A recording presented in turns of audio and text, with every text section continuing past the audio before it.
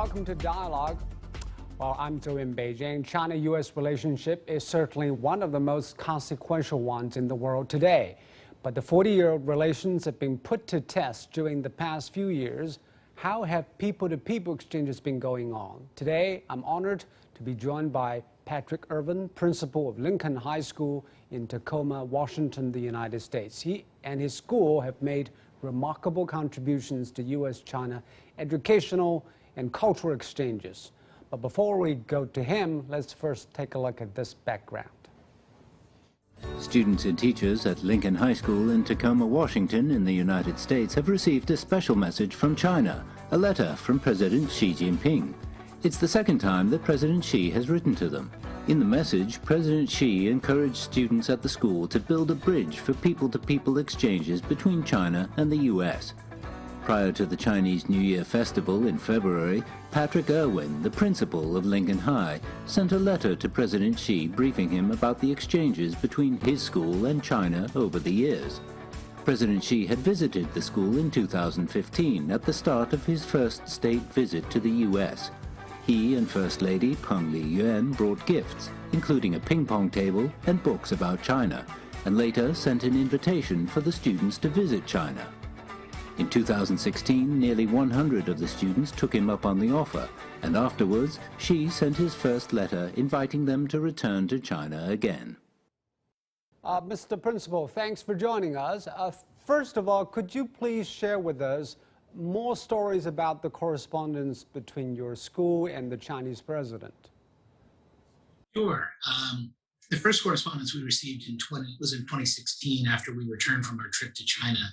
And it was this particular trip is next to President Xi, and probably hanging on my wall here at school.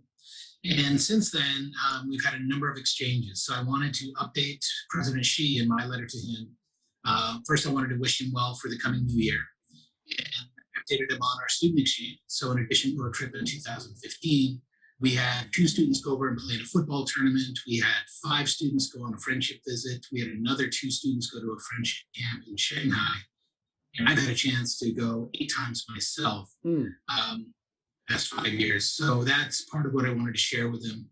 I also wanted to stress the importance of student exchanges because President Xi, when he wrote in his letter, he said, young people are the future and hope of the country. Friendship between the people of our countries needs to be carried forward by the younger generation. So my goal is to help President Xi achieve his goal, which is to have more student exchanges. I also wanted to talk about ideas to support exchanges because one of the things that inhibits exchanges is fear. People who haven't traveled much, people who don't know much about other countries, and having associations and organizations. And we have one here that my friends David Chung and Ron Chow started and that I work with, which is the U.S.-China Student Youth Exchange Association. So we want to be there so when Americans come to China to support them and when Chinese students come to America to support them. I also talked about possibly establishing a school in China and working with Chinese teachers because I think we have so much to learn from each other to make our education better as we move forward into the future. And then I also wanted to share stories of support between Tacoma, where I live, and cities in China. And specifically, we have a sister city in Fuzhou. And we sent them supplies when there was the beginning of the pandemic. And then they sent us as many, if not more supplies back to us when we started to run short of the protective equipment during the pandemic. So there's a lot of friendship and partnership between my city and cities in China. And then the president shared with the consul general that he supports more exchanges and wanted to know if there are other forms of support that he might offer regarding educational matters. So that's the correspondence between myself, my school, and President Xi. I was told that in your letter to President Xi, you said it is now a good timing for students to take the leading role in supporting each other in bilateral ties, considering the backdrop is 2020 has been very testy for China and the U.S. During the coronavirus time. So why would you say this is a good timing now? Well, for a few reasons. Number one, I think that students can help make things better. The power of students and student voice. I mean, my students who went to China were positively transformed by the experience. They talk nothing more. They talk about China all the time. They want to go back. They want to study there. They want to continue their friendship with the students they met. And I think we need to start with the students. And we need to trust the adults to have positive relationships. And I think that Biden and President Xi are both wise men, and I think they understand that it's better if we are friendly with one another. But I think the time is right. I also think the time is right because things are beginning to return to normal. I know we still have to be vigilant to make sure that the virus is no longer bothering us. But I think that business travel, tourism, other things can return. And also, this is timely because this is the 50th anniversary of what we call ping pong diplomacy, the relationship between China and the United States, which started in 1971. And to commemorate that, we're hoping to have a table tennis tournament here at my high school with some of the top players from China and the United States. My students do play on the tables that President Xi gave to us when he visited here. We're not good enough to play in a tournament, but we'd love to host a world-class tournament with the best players from China and the best players from the United States to again commemorate the 50th anniversary. And again, I think that the students can really set the tone. And I think the more that we have students from China coming here and the more we have our students going there, the better off both countries are. Can you give me some examples of how this kind of exchanges actually help both American students understand China better and also the Chinese understand the American better? Sure. So I'll give you a really great example. When we took our students there as guests of President Xi, we toured around the country. We went to Fuzhou, we went to Chengdu, we went to Beijing. And then we had the consul general from San Francisco came up to visit us, and he brought the letter from President Xi and Madam Wang at that time. And while he was gifting that to us, one of the students spoke out and said, I had taken everything for granted here in America. And he said, when I was talking to my friends in China, he said, do you play sports after school? And they said no. And he said, do you play video games after school? And he said no. And by taking things for granted, I think he thought that the American lifestyle was normal. And he realized that the Chinese students were studying harder, working harder, honoring their family more with their work. And he said at that moment, he changed his whole trajectory. He started studying harder, and now he got into the University of Washington, which is a very good school here in our state. And he's in the honors program. So he's doing exceedingly well, but he gave credit to visiting the schools in China and realizing that he wasn't working hard enough and the Chinese students were better prepared and better educated. So I think that's one really good example. And conversely, we had Chinese students come here. We had a large number of them coming for a while, but then that sort of dried up under President Trump, where families were concerned about sending their students here. But the Chinese students just really appreciated the opportunity to meet friends and have new friends from around the world. I think at this point, WeChat is the most popular app here at Lincoln High School, and our students are still corresponding with their friends regularly. And I also think that China does a very good job of hosting things like a friendship camp. And the two students that we had go to the Shanghai Friendship Camp in 2018, I believe it was, maybe 2019, they still are friends not only with the Chinese students they met, but with friends from New Zealand and other parts of the world, all the students who came there to promote international friendship. But unluckily for many Chinese and Americans, the only way they know about each other is through media. But nowadays, the media is filled with stereotypes, if not misconceptions about each other. So maybe this kind of a people-to-people exchanges can make some difference. Yes, I definitely believe that they can. And part of it is the students have to inform the adults. So I'll give you another example. When we had our first meeting with the students who were going to go to China, we met in our school auditorium, and one of the parents asked the question saying, is China safe? And you had my child go there. And I said, you wouldn't believe how safe China is. And in my experience, China is a much safer place to visit than most any other place in the world. First off, the Chinese people that I've met really adore and appreciate children.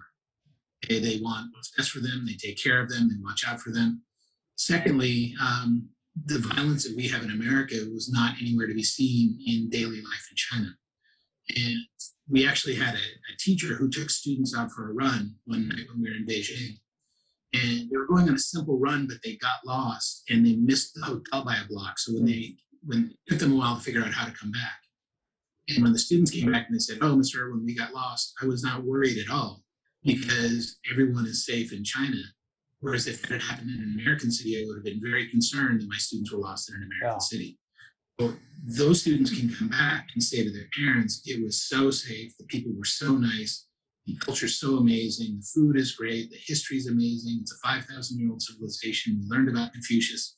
there's so much to bring back that makes China more just a reflection of what it is, which is a very appealing and wonderful place. Yeah, no longer some abstract ideas, but fleshed out impressions about the others.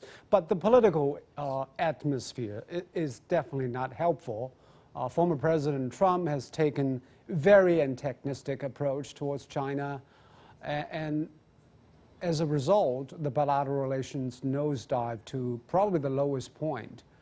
The U.S. closed the Chinese consulate in Houston. An opinion poll show that the public perceptions of each other from the other part has dipped considerably. So what do your teachers and students look at the current relationship, and are they worried?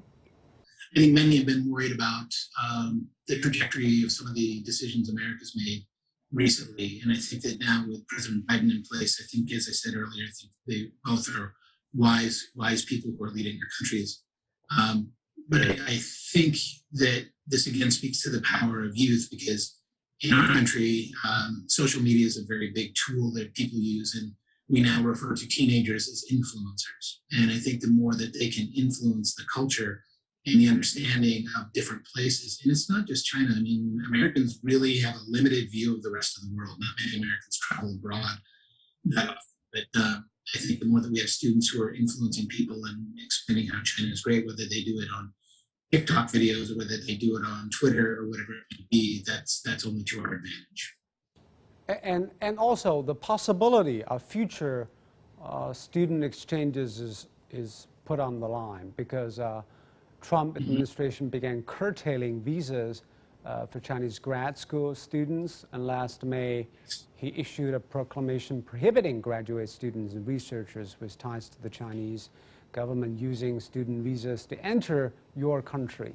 So do you think this kind of restrictions on students exchange will go on, and what will it mean for your programs, for example, establishing a branch here in China down the road? Right. So I don't know what the Biden administration is going to do. I have more faith that they're going to make some good, coherent decisions. It's previously occurred. But in terms of what's going to happen, I mean, travel's a great teacher. That's one of the things President Xi said when he was here. Travel is a great teacher. And I think that we all have a responsibility to remind people that student exchanges, whether it's for visiting, whether it's going to a camp or actually studying in each other's countries, it's only for the good. It's only going to help us understand each other better, and we're going to grow as countries and hopefully as partners as we move forward in this world. Yes, indeed. Travel is a great teacher for both of us. Thank you very much, Mr. Principal.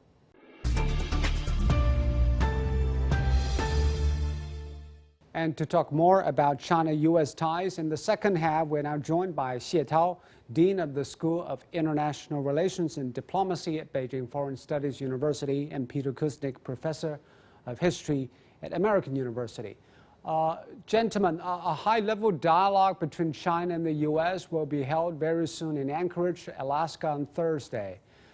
So I'd like to hear your thoughts on the first face-to-face contact between the two largest economies since Biden took office. Let me start with you, Xie Tao.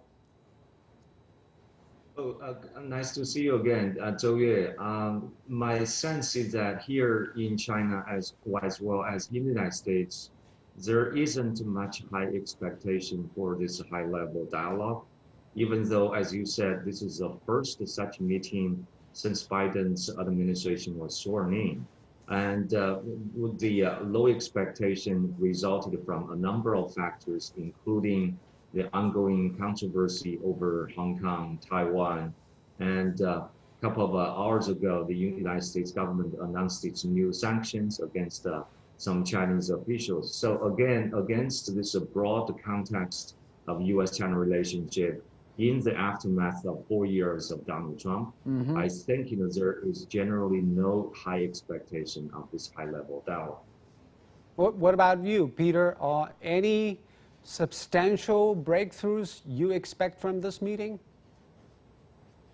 Unfortunately, I'm not very optimistic either. It's really the U.S. negotiators are not in a position to do anything bold and take any risks right now. Biden is in a position where he needs to sound tough. One of the few things in the United States that there's a bipartisan consensus on is the need to oppose China. So it's Democrats, it's Republicans, it's independents. According to a recent Pew poll of the 14 leading international industrial countries, 73% of those polled had a negative view of China. And in the United States, that's the case too. So I think Biden is going to need to sound tough. Sullivan and Blinken are going to need to sound tough, make charges against China and demands. But maybe by doing so, we can down the road begin to work together. Actually, Ambassador Cui Tiankai had this to say before the major meeting in Anchorage. He said, starting a candid, rational, and constructive process of bilateral communication and coordination. But he also said, no illusions. Hope the two sides can come with goodwill and lead with better mutual understanding. So, Xie Tao, what kind of illusions does he refer to that both sides should probably guard against? I think Mr. Cui Tiankai's use of the word illusion refers to what I just said. In some corners in the United States and as well as in China, there are some high hopes that this high-level dialogue could reverse the downward trajectory of U.S.-China relationship. I think that's what he meant by this illusion. But like I said, within the policy circles, academic communities, I think serious thinkers in general do not place too much hope on any major breakthrough in the dialogue at Anchorage. And Peter, do Americans also harbor some illusions about changing China's tactics? The Americans harbored illusions for years about changing China. The belief was that if we integrated China into the world system, the WTO, the world economy, that somehow China was going to adopt the Western model, that China would become liberal Democrats, that China would follow America's lead and agree that the United States is the indispensable nation and that American exceptionalism is true and Americans have a special message to the world to spread freedom and democracy. When that didn't happen, then the Americans began to abandon their illusions. As Jake Sullivan, who's going to be there in Alaska, said in an article in Foreign Affairs magazine in 2019, said, the era of engagement with China has come to an unceremonious close. And so now they've gone the opposite way. Now they're very pessimistic about anything happening. And some of the recent developments in China have given the Chinese a certain kind of self-confidence and assertiveness at the same time that the American sense of self and America's role in the world has in anything been compromised and diminished. 4 years of Trump was 4 years of poison on the international scene. And so the United States is trying to make up for a lot of lost ground, whereas China is coming from a very, very different perspective. But to what extent can we celebrate the fact that they at least are talking to each other? Because during Biden and Mr. Xi's talks, they said they should reestablish the dialogue mechanism to read each other's policies and intentions more accurately. Is it likely that the dialogue mechanism will going back to what we saw, a strategic and economic dialogue or strategic and economic dialogue mechanism during Obama era? Peter? What I think we need to do is carve out some areas on which we agree. Carve out some areas on which we can work together. For example, and what are those? Climate. I mean, that affects everybody. It affects Chinese, it affects Americans, it affects people all over the world. Global warming, dealing with that problem. Another one that we can have similar interest on is North Korea. But the United States is going to have a more realistic approach. The notion of denuclearization as a short-term goal is illusory. The North Koreans are not about to give up their nuclear weapons, but that doesn't mean that we can't improve the conditions there and remove some of the threat, remove some of the why North Korea feels threatened by the U.S. presence and U.S. policy, and why the United States feels threatened by the North Koreans. What I'm hoping is that there's a warning in the United States, some generals are warning that North Korea is likely to launch, to have more missile tests. The assumption is there are going to be smaller missiles, submarine-launched missiles, not intercontinental ballistic missiles, but we're not sure. The ones that they showed at that parade recently were enormous and very powerful and very threatening to the U.S. So China can certainly help with that. Mr. Xie, do you think China can really compartmentalize, on one hand, bear with America pointing fingers in Xinjiang and Hong Kong and working with them on climate in North Korea? Well, I tend to agree with Professor Kosnik. What he said. He listed a number of issues where the United States expects China to help, to cooperate. But also, I have to say that for any kind of substantive progress to happen on any of these areas, climate change, economic and trade, denuclearization of the Korean Peninsula, the first step, of course, is to detoxinize this U.S.-China relationship.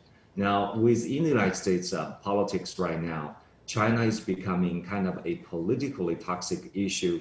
And so many politicians, they just want to use China as an issue for their own political gains in campaigns, in elections, etc. Right? So I think, I do agree that there must be some topics and issues where the two countries do have shared common interests. But how do they start there? And I think the first step is that to have kind of a candid, face-to-face dialogue and to understand the differences and then build up a little bit of political trust. We can start from there. Otherwise, if you don't have political trust, there's no need and there's not going to be any kind of a positive outcome out of any high-level dialogue, even a summit between the heads of the two governments. But if we want to be realistic, Mr. Xie, what do you think might be the areas that the Americans can concede? Usually in this kind of negotiations, there are give and takes. What does China expect Americans to give? Now, you ask me a hard question, though. What kind of issues that our leadership would like to see? I would not even use the word compromise, but cooperation on the American side. Based on media reports, I think Hong Kong, Taiwan, Xinjiang, and these would be on the top of the list of the Chinese delegation, right? But again, like I said, this is going to be very difficult. I would rather suggest one thing we could discuss is to, at this moment, to lift some of these restrictions on people-to-people exchanges. For example, many of my students right now, they have their offer letter on hand, but they can't get a US visa. And also some of these students who are already in the United States, they are living under kind of a fear of being targeted by FBI investigations. They are just innocent international students from China. They are in the United States to pursue their advanced degree. And I think, this is, cultural exchanges are also become politically toxic. But I think, compared with some of these hard issues like trade, investment, security, Hong Kong and Taiwan, I think these people-to-people exchanges are less politically sensitive and less toxic. I think this is where the United States could start the first step. And Peter, do you think it is easier for a Democrat president to go easy on people-to-people exchanges because probably they are more ideologically aligned towards this approach? I think the Democrats are better at a soft power approach.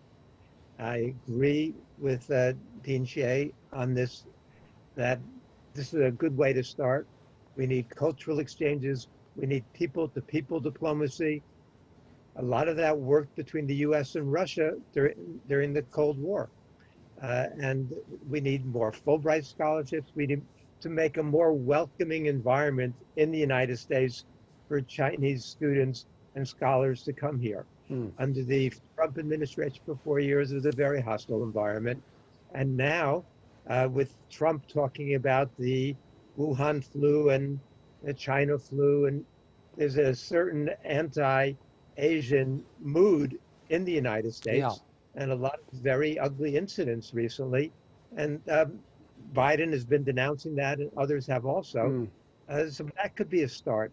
But I was disappointed. I'm disappointed in a lot of things about the Biden approach. I would much rather see us getting off to a better start, talking about the things we have in common and our common interests, and reaching out to each other to at least create an environment in which it's a friendlier environment in which these kinds of exchanges take place. Talking about the environment of towards each other, there is a recent video going viral. That's 100 years ago, a 10-year-old boy and his sister talking about how we should look at American boys and girls. Basically, it is calling out the Americans to treat us as the same. We expect to be the same career man, policeman, and teachers as you do. But that shows how difficult it is to treat the other people as one of us. That is a problem bothering American politicians and businessmen right now. But is this unavoidable because the public perception towards each other is so antagonistic right now, Peter? It's not unavoidable. I mean, it can be changed if there's a will to change it. Now, Biden is not Trump. Biden has a long history of diplomacy. Biden is much more understanding when it comes to foreign policy. He knows the difference between the tough rhetoric and the hard negotiating that really goes on. I think that the people around Biden, even though they're hawks, have learned some lessons from the years of U.S. foreign policy mistakes. If you look at the Blinkens and the Sullivans and some of the others around them, they were responsible for Iraq. They were responsible for Libya. They're responsible for, in part, for what's happening in Syria. I mean, these are people who have been involved in U.S. overseas aggression and supporting that for a long time. But I think they have learned some lessons. And I look at Biden himself. He opposed the troop buildup in Afghanistan. He opposed the U.S. involvement in Libya. Showed some insanity when it came to Syria. So Biden is not a total hawk aggressor. And I think that there is some room there for working together. I wish, I don't know who's going to take the first step, because neither one wants to look soft at this point or weak. Okay, that will do it for this edition of Dialogue. Thank you so much, Peter and Mr. Xie. I'm Zhou in Beijing. Thank you so much for watching. Goodbye.